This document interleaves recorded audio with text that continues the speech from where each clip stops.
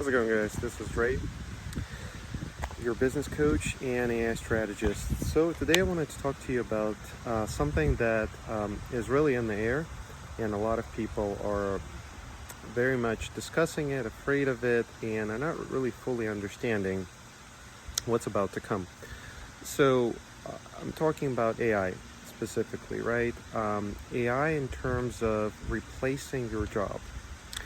And I want to tell people the reality of things as I see them, of course, and also what they can do about it. So we're seeing very serious trends in terms of artificial general intelligence coming very close to its fruition, with the Stargate project that OpenAI is working on. We're also seeing trends in the artificial super intelligence. And overall, we're coming to the point where AI is going to be just as powerful or even greater in terms of power as the world's top few scientists, right? Very, very smart people. So with that said, and also with sentient AI models, which is something that's of high interest to me and something that I'm working on as projects on my own,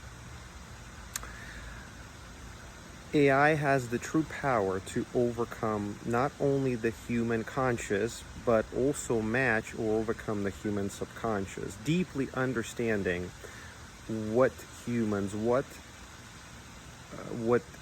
think and what humans will do ultimately.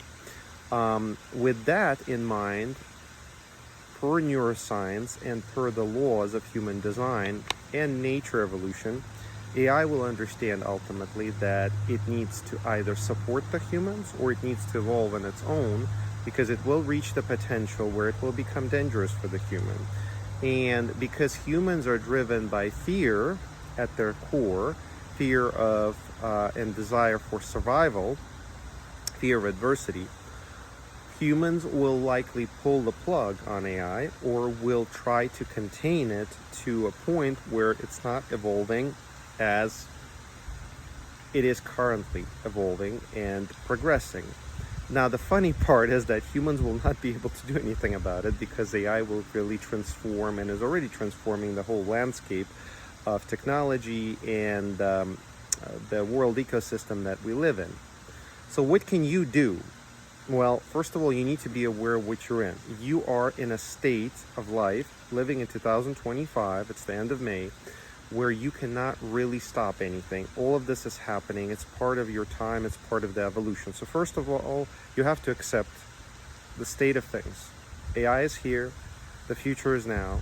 And you just have to decide whether you're going to be observer or you're going to be the participator. And if you're going to be the participator, what will you actually do? How will you react to that? So if you just stand and observe and continue to do the same thing and expect different results, for Albert Einstein, which the phrase is attributed to, you will lose your job.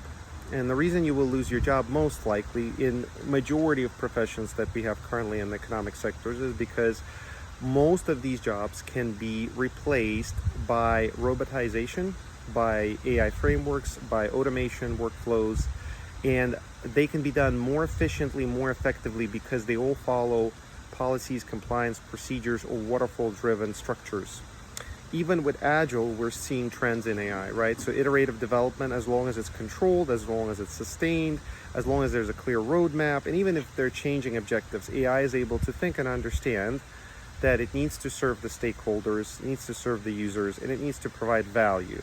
So it will closely go along the acceptance criteria. It will not deviate and pivot. It will not have to take vacations. It will not have to be involved in political discussions, in office small talk, in bureaucracy, red tape, and any other situations. It will just continue doing what it's doing most effectively, while humans are dealing with their problems of fear, their issues, their day-to-day minutia that the psychology field really lives upon, and charges them enormous amounts of money for people to sustain their sanity. Of course, apart from the natural health ways that humans undertake, which is basically what I do, right? I exercise, eat healthy, and try to maintain my sanity day to day just from that perspective. It's a part of my life, a normal part of my life. So what you can do then, once you realize that you are replaceable, it's not the situation where you have to be like, oh my God, I'm done. You're not done. You have ability to self-evolve. And a lot of people, again, they think that if they don't have a certain degree, if they don't have a certain certificate, if they don't have certain skills, it's going to be the end of the world, that they're going to just completely, be homeless, be jobless, lose their families, get divorced and all of that, and lose their health, obviously. You can't go that route. Again, the question is whether you want to be the victim of your own viewpoint on things that will not be progressive enough. So what I highly suggest to all of the job seekers out there, to all of the people in career transition, and honestly, all of the people who currently have a job, who have work, and even entrepreneurs like myself, what you need to do is start learning all the technologies as fast as you can that are within reason. Cloud technologies, generative and agentic AI solutions, big data, data analytics, some things about data science, coding a bit here and there. You have to start absorbing as much as you can. And the reason you want to start doing that is not to become a nerd. I'm not one either. You can see me in being in all kinds of technology and computers, but reality is I'm a business techie. So I like to interact with humans. I like to make technology equitable, accessible, and affordable. As I say, that's my patented phrase. But the trick is, if you do not stand with the pace of time, you will be absorbed by that pace and you will evaporate, figuratively speaking. So it is up to you. You can come up with any BS like, I am too old, I'm too tired, I'm too worn down, I need some downtime, this is way over my head, I'm more of a creative person. None of this matters, honestly. I'm sorry. I'm like being very direct right now. And I'm not asking you for your permission either. This is just my video out to you. It will find its viewer, right? Some people will not agree. Some people will not like it. Some people will consider it very harsh. My objective is to explain to you, and actually to myself too, that we have to continuously evolve as humans. If you continue to do the same things you've done and think that just because you're a nice guy, things will work out in your favor, unfortunately they won't. And actually, a great example, even though that's probably the funny part of this whole video, is my hair. No matter how much I do this and try to keep it in place, the air is still gonna do something with it, so it's gonna look funky. And that just shows that regardless of how much you plan, how much you try to contain things, how much you try to build that wall and bridge, these walls and bridges will fall. They will crumble. You will need to figure out additional ways to go around the lake, to go around the river, to fly, to do whatever you have to do. And that's the whole point of true agile mindset. Ability to be agile enough so you adapt to the change, you inspect it, but you focus on your own happiness. At times with survival, but overall with the idea that you have to move forward and try to be as happy as possible. But by positioning that way, your objective, the only ability to achieve your true internal happiness is through your purpose.